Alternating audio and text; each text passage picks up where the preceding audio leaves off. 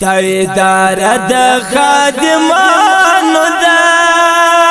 هم د بېوزلو شپې پاته دي د اختر لپاره مې د غریبانو خاص کار یتیمان غریبان لاچاره مخلوق لپاره مې کوم خلکو چې زموږ سره چوټو یا د کپړو کومک کړی ولو یا د پیسو د نغدو کومک کړي په هغه پیسو مې هم دغه سامانونه اخیستي دي هم کوم چې زموږ سره د وړو د یندراشونو کومک کړي ولو هغه سامانونه مې اخیستي دي او مستقیم هم دلې ولاړ په ملت بالشنا ودانه ده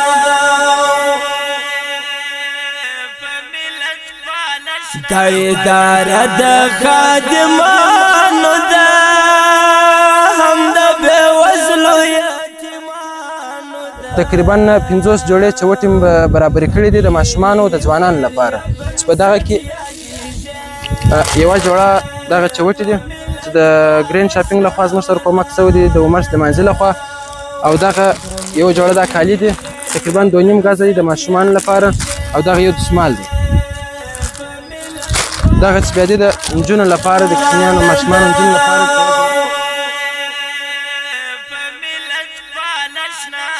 هر وخت سختي او تکلیفونه غالي د هر موسم سره ګلونه راوړي د چپلي سره سره پوړنې پونیانې ګوم بنګړي یعنې هر څه دي د اختر د خوشحالۍ لپاره انشاءالله د یو ماشوم لپاره هر شي په لیک شته او د ځوان لپاره د خوراکي توکي بیا تقریبا تاسو ورته ګورئ په دا ویډیو کې به وینئ وړې دي بره دي غوړي دي شنې چای دال چولې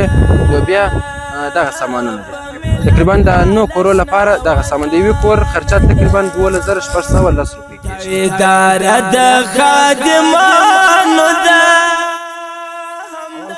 د چمن پر ولس په خپله رحم وکړي خپله کومک مرسته وکړي الله پاک وایي تاسو پر بندګانو رحم وکړي زه به پر تاسو رحم وکړم اول د خپل همسایه په حال ځان خبر کړي سره خپله په خپل لاس کومک وکړي که بیا هم چیرې لرې یاست زموږ ته امانتن راواستوئ انشاءالله سبا نه بل سبا موږ دلته ډېری غریبان اوس هم زموږ سره پاته شوله چې موږ دوی ته سامان نور ورسوئ نو دې لپاره سبا نه بل سبا بیا موږ پلان لرو چې ډېری کورو لپاره د اختر لپاره توکي برابر کړو نو ستاسې څه خواست کوو څه کومک یم په وسه پرې اوس هم زموږ سره حال کوی سي انشاءالله دویمه ورځ به موږ د غریبانو لپاره بیا سامانونه تیاروو نو ستاسو امانت به تر اړمنو کسانو او تر اړمنو کورنۍ ته رسي ډېره مننه خبر د زړه په حال جانان بیخي مخلص دی ملت پال جانان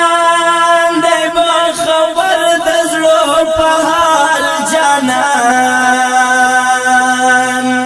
د هر غریب په دوه روښانه ده زما نو الحمدلله دی ملت پاسه کور ودان نور خلکو ته وړو دا شان ورکړل موږ ته د اختر شان راکړله موږ به په اختر کې خوشحاله یو موږ ته د اختر شان راکړل یتیمانو ده فامیلی خیریه دا چوټې دي پټو دي کالي دي دا شان چار د سره کومک کړی دی کور ودان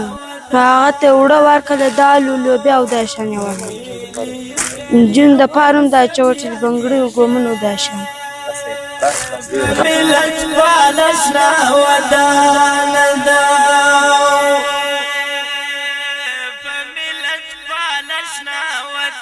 ټول چمن ستا کارنامې پېژنې هم خدمتونه پایلامې پېژنې چمن ستا کارنامې پېژنې هم خدمتونه پایلامې پېژنې دا د الله په لار روانه ده